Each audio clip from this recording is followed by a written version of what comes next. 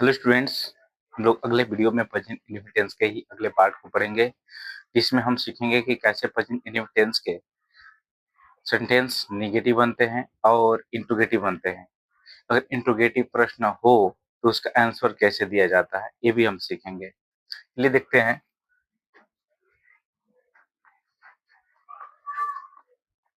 जब सेंटेंस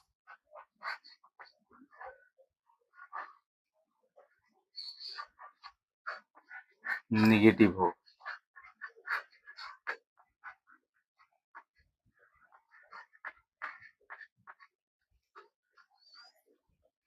इसके लिए स्ट्रक्चर होता है सब्जेक्ट प्लस डू या डज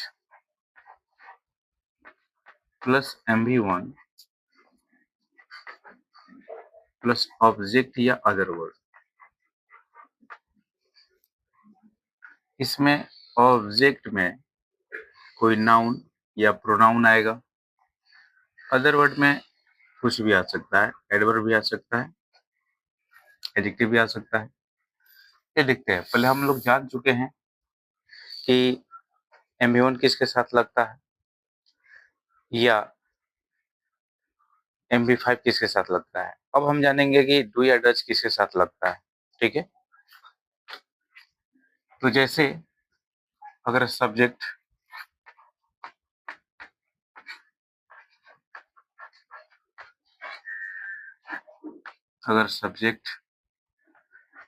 आई हो या वी हो या यू हो या दे हो या प्लूरल नाउन हो, तो इनके साथ do plus not plus MV1 का प्रयोग होता है।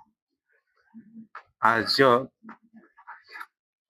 सब्जेक्ट ही हो या सी हो, ईट हो या सिंगुलर नाउन हो, इनके साथ does plus not plus MV1 का प्रयोग होता है। यानी कि दोनों स्थितियों में डू लगे या डज लगे, हम MV1 का प्रयोग करेंगे। तो चलिए देखते हैं।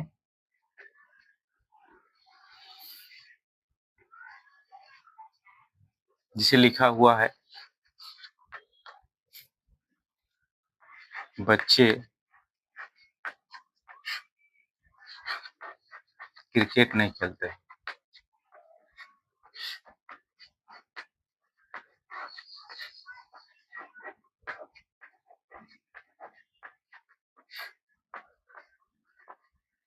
यहाँ पे बात हो गई कि बच्चे क्रिकेट नहीं खेलते, तो लिखेंगे द चिल्ड्रेन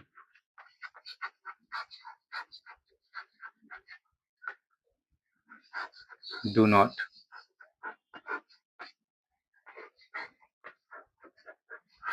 प्ले क्रिकेट।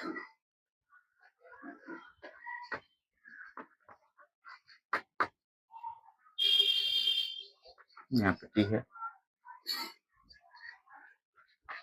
पहला एग्जाम्पल हो गया, दूसरा एग्जाम्पल देखते हैं।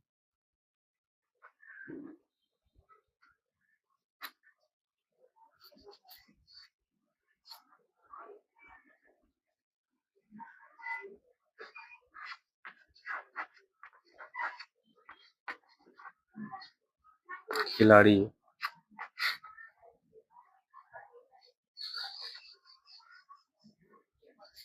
मैदान में जल्दी नहीं आते।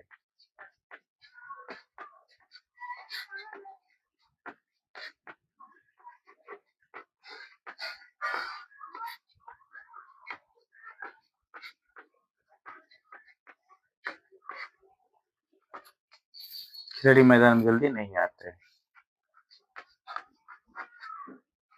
द प्लेयर्स बहुवचन है, यानी प्लूरल है, तो इसके साथ डू लगेगा। डू नॉट कम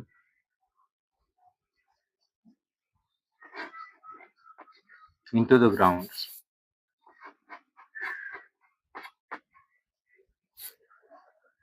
ये कम टू द ग्राउंड्स पे लिख सकते हैं। come to the grounds, come to the field.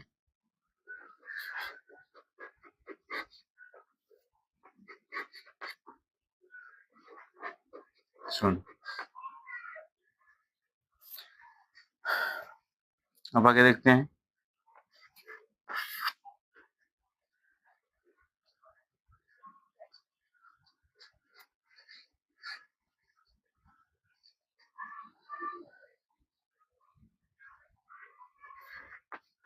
गाय सूखी घास नहीं खाती।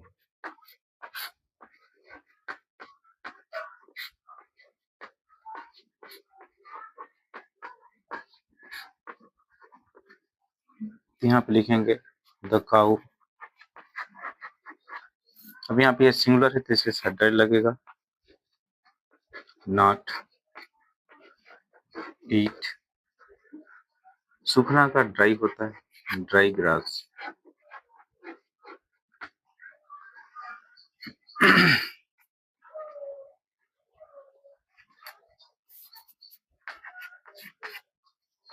आप मुझे नहीं जानते,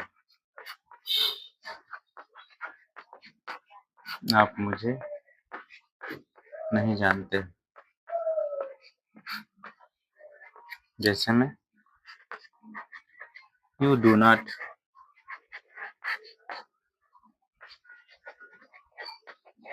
नो मी।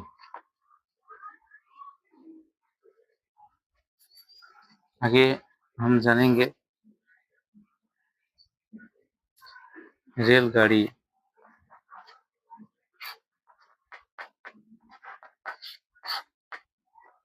समय से या समय पर नहीं आती है।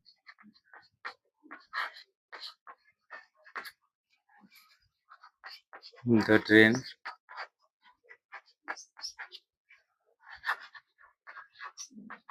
Does not come on time.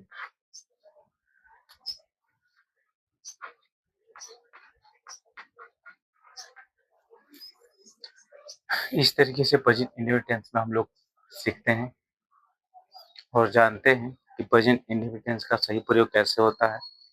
अब हमें इसी क्रम में इसका इंट्रोगेटिव टेंस देखेंगे, इंट्रोगेटिव सेंटेंस कि कैसे इंट्रोगेटिव बनाया जाता है। और पहले तो इंट्रोगेटिव हम समझेंगे कि इंट्रोगेटिव दो प्रकार का होता है, जैसे कि यस नो टाइप होता है और एक डब्ल्यू टाइप होता है। यस नो टाइप में हाँ या ना में उसका उत्तर दिया जाता है। अगर प्रश्न क्या से पूछा जाता है तो उसका स्ट्रक्चर जैसे हो जाएगा डू या डच। जब वो वाक्य क्या से, जब हिंदी वाक्य क्या से शुरू हो, जब हिंदी वाक्य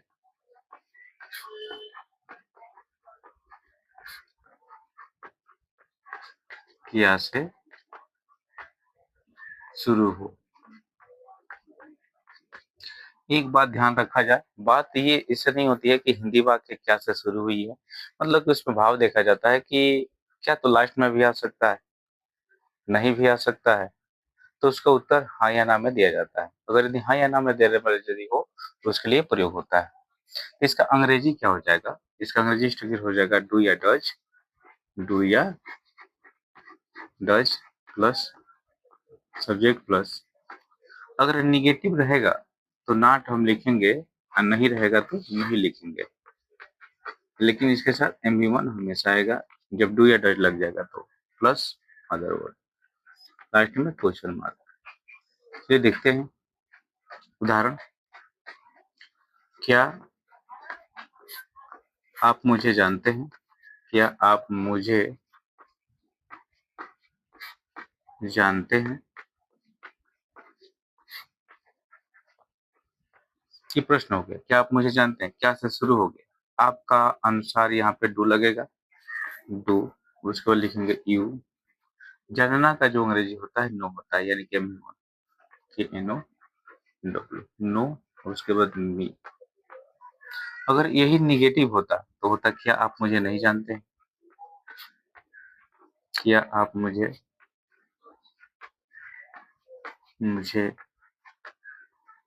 नहीं जानते हैं।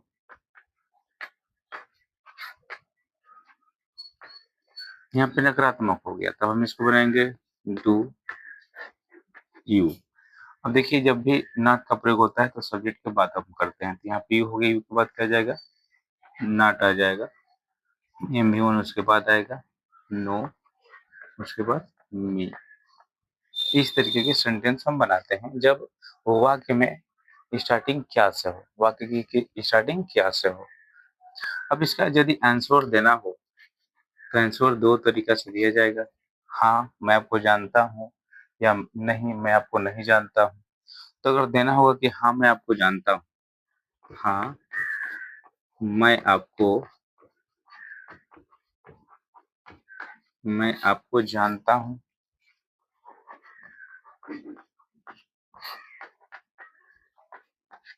इसके लिए लिखेंगे यस आई नो यू। ये बिल्कुल असर्टिव सेंटेंस पे बनेगा, जो हम लोग पीछे असर्टिव सेंटेंस पढ़ चुके हैं, सब्जेक्ट प्लस एम1 या एम5 प्लस अदर प्लस स्ट्रक्चर पे। अगर यही ना में उत्तर दिया जाता तो इसके लिए लिखते no I do not know you, I do not know you.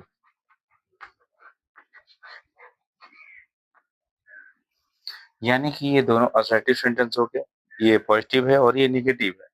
इसका उत्तर हाँ में दिया गया है और इसका उत्तर ना में दिया गया है। अतः हम WH टाइप से शुरू होने वाले जो प्रश्नवाचक चिन्ह होते हैं या प्रश्नवाचक सेंटेंस होते हैं, इंडिकेटिव सेंटेंस का आंसर हम इस तरीके से देते हैं। अभी हम आगे भी सीखेंगे कि किस तरीके से प्रश्नों का आंसर दिया जाता है। ये आपके बोर्ड के एग्जाम्स में आंसर को लिखने में बड़ी सहायता करेगा, और ऐसे भी जनरली आप किसी भी चीज को समझने में बहुत ज्यादा मदद मिलेगी। मुझे विश्वास है कि आपको ये बहुत अच्छे समझ में आ रहा है। आप इसको बढ़िया से समझते रहिए, पढ़ते रहिए, जाने ही समझ में कमेंट बॉक्स में लिखें। Thank you.